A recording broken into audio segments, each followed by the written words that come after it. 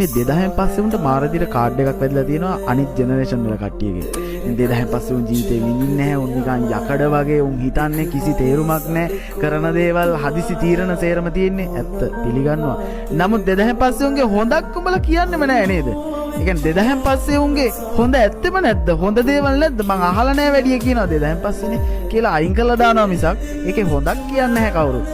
ඉතින් මම හිතනවා 2000න් පස්සේ උන්ගේ මාර ෆෝවර්ඩ් ගතියක් තියෙනවා වැඩකදී මාර ඉක්මන් දෙයක් කරනවා නොකරනවා හැමදාම. ඉතින් ඒක ජෙනරේෂන් එක කොහෙද කොතනද කියලා දාලා නැහැ. උන්ට පොඩ්ඩක් ජීවිතේ විඳින්න මිස් වෙලා තිනවා.